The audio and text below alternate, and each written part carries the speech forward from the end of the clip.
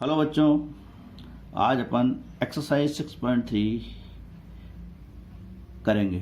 ठीक है बच्चों, सबसे पहले अपन वर्गमूल समझ लेते हैं कि वर्गमूल क्या होता है। ठीक है बच्चों, देखिए आप सब जानते हैं बच्चों, प्लस की विपरीत क्रिया क्या होती है माइनस, और माइनस की विपरीत क्रिया क्या होती है बच्चों प्लस, गुणा की क्या होती है भाग, और भाग की क्या होती है बच्चों गुणा। ये होती है विपरीत क्रिया। ठीक है बच्चों, विपरीत क्रिया का मतलब ये है कि जैसे 2 में मैंने 1 जोड़ दिया 3 आ गया, अगर 3 में से मैं 1 घटा दूंगा तो वापस 2 आ जाएगा, तो उसका विपरीत हो गया ना काम।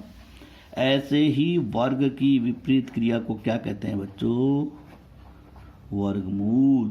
क्या कहते हैं, वर्ग की विपरीत क्रिया क्या कहलाती है बच्चों, वर्गमूल। ठीक है, अब वर्गमूल कैसे अपन निकालते हैं ये देखिए बच्चों। तो और वर्गमूल का जो सिंबल होता है, प्रतीक चिन्ह, वो ये होता है बच्चों, अंडर रूट को ऐसे लिखते हैं। ठीक है, अब इसको और अच्छे से समझिए। जैसे आपको पता है 2 का वर्ग कितना होता है बच्चों 4, और 3 का वर्ग कितना होता है 9। ठीक है बच्चों, ये इसका वर्ग है। तो 4 का मैं ये कहूंगा 2 का वर्ग 4 है, तो 4 का वर्गमूल कितना होगा बच्चों 2। इसी प्रकार से 9 का वर्गमूल कितना होगा 3, क्योंकि 4 से वापस क्या मिल गया अपने को 2, और 9 से वापस क्या मिल गया 3। लेकिन इसको अपन ऐसे लिख सकते हैं, यानी 4 का वर्गमूल निकालूंगा तो कितना आएगा बच्चों 2, और 9 का वर्गमूल निकालूंगा तो कितना आएगा 3। समझ में आ गया बच्चों, यानी वर्ग की विपरीत क्रिया को क्या कहते हैं, वर्गमूल। क्लियर है बच्चों।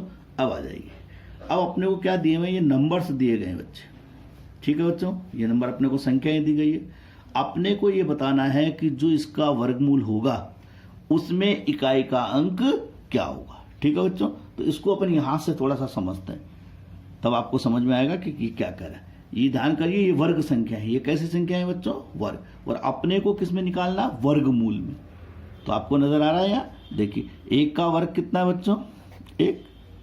ठीक है बच्चों, और देखिए आगे 4 का वर्गमूल कितना है 2। ये सारे इसके वर्गमूल दिए। अब आप आ जाइए, यहाँ इकाई का अंक कितना है बच्चों 1। ठीक है, तो अपन देखते हैं 1 संख्या देखते हैं, 1 का वर्गमूल कितना 1। लेकिन आप देख रहे हैं 81 का वर्गमूल भी कितना बच्चों 9, यानी इसमें भी इकाई का अंक 1 है, इसमें भी इकाई का अंक कितना 1 है। या आप यहां से भी कह सकते हैं, देखिए ये कितनी संख्या है, वर्ग संख्या 81, और 81 का वर्गमूल कितना है बच्चों 9। यहाँ 1 का वर्गमूल कितना 1। इसका मतलब जो वर्ग संख्याएं 1 पर खत्म होंगी उसके वर्गमूल में अपन क्या कहेंगे, इसके वर्गमूल में।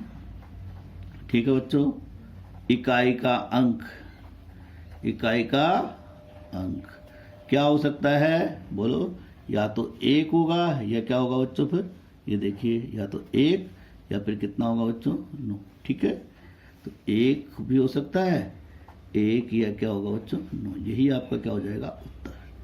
ठीक है बच्चों, चलिए अब दूसरा देखते हैं। इसका इकाई का अंक कितना है बच्चों 6।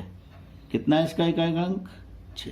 अब चलिए देखते हैं, देखिए ये इकाई का अंक है, ये वर्ग संख्या है, और इसका वर्गमूल कितना है, जिसके इकाई का अंक 6, इसका वर्गमूल 4 है। लेकिन यहाँ देख रहे हैं 36 है, 36 का वर्गमूल कितना है 6 है।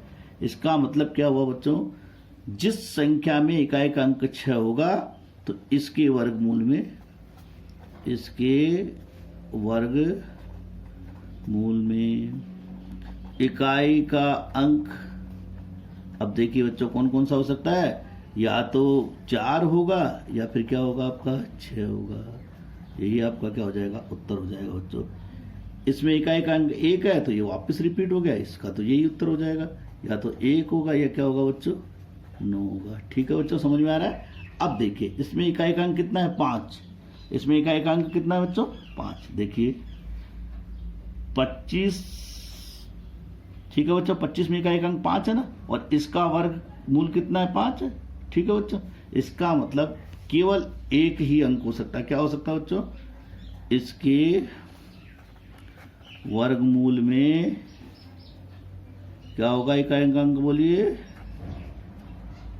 क्या होगा 5 होगा। समझ में आ रहा है बच्चों, देखिए और तो कुछ नहीं, समझ में आ गया। इस प्रकार से आप क्या कर सकते हैं, अपन चेक कर सकते हैं, यानी कि जिन संख्याओं में जिन वर्ग संख्याओं में इकाई अंक का 1 होगा उसके वर्गमूल में 1 या कितना होगा बच्चों, 9 होगा। समझ में आ रहा है बच्चों, ठीक है। और जिसमें 6 होगा उसमें 4 या 6। Thank you. चलिए नेक्स्ट क्वेश्चन करते हैं। क्वेश्चन क्रमांक 2 ये कह रहा है बच्चों, बिना गणना किए हुए वह संख्या बताइए जो वास्तव में पूर्ण वर्ग नहीं है। यानी आपको गणना नहीं करनी, कुछ नहीं करनी, आपको ये बताना है कि वो पूर्ण वर्ग नहीं है। ये बच्चों मैंने 10 तक के क्या लिख रखे हैं, वर्ग लिखे हैं, ठीक है बच्चों। आप देख रहे हैं इसमें कौन कौन से अंक आ रहे हैं। इकाई का अंक 1 आ रहा है, 4 आ रहा है, 9 आ रहा है। देख रहे हैं बच्चे, 1 आ रहा है, 4 आ रहा है, ठीक है बच्चों। फिर क्या आ गया, 9 आ गया। फिर कितना आ गया, 6 आ गया। फिर कितना है बच्चों, 5 आ गया, ठीक है बच्चों। फिर वापस से रिपीट हो गया 6, फिर 9 आ गया, 4, अंत में क्या आ गया बच्चों, 0, ठीक है। तो जिन संख्याओं के अंत में इकाई का अंक, यानी इकाई का अंक क्या आ जाए, 0 आ जाए, 1 आ जाए, 4 आ गए, 5 आ गए, 6 आ गए, इनमें से होगा तो वो पूर्ण वर्ग हो सकती है। लेकिन अगर जिनके इकाई का अंक क्या हो जाए 23, 78, 2, 3, 7, 8 में से कोई आ जाए तो वो पूर्ण वर्ग नहीं है। तो देखते हैं सबसे पहले इसमें इकाई का अंक क्या है बच्चों, 3 तो इसमें से आ रहा तो ये पूर्ण वर्ग नहीं है। अगर इसमें से होता तो अपनी संख्या क्या हो जाती, पूर्ण वर्ग हो जाती। तो अपन क्या लिख देंगे, पूर्ण वर्ग नहीं है, पूर्ण वर्ग नहीं है। समझ में आ रहा है बच्चों। यहाँ 7 है, 7 भी इसमें से है तो ये भी पूर्ण वर्ग नहीं है। अब देखिए बच्चों 8 कहाँ है, ये भी इसमें से, ये भी पूर्ण वर्ग नहीं है, ठीक है बच्चों, राइट। अब यहाँ इकाई का अंक कितना है बच्चों, 1 है, और 1 होने पर ये पूर्ण वर्ग हो सकती है, ठीक है बच्चों। तो पूर्ण वर्ग है या हो सकती है। समझ में आ रहा है बच्चों, क्योंकि ये जरूरी नहीं है, फिर अपने उसको आगे चेक करने के लिए बताएंगे कि किस प्रकार से चेक करते हैं। तो ये समझ में आ गया, यानी इकाई का अंक अगर इसमें से है तो पूर्ण वर्ग होगी, और अगर 2, 3, 7, 8 में से तो वो पूर्ण वर्ग नहीं होगी। चलिए थैंक यू।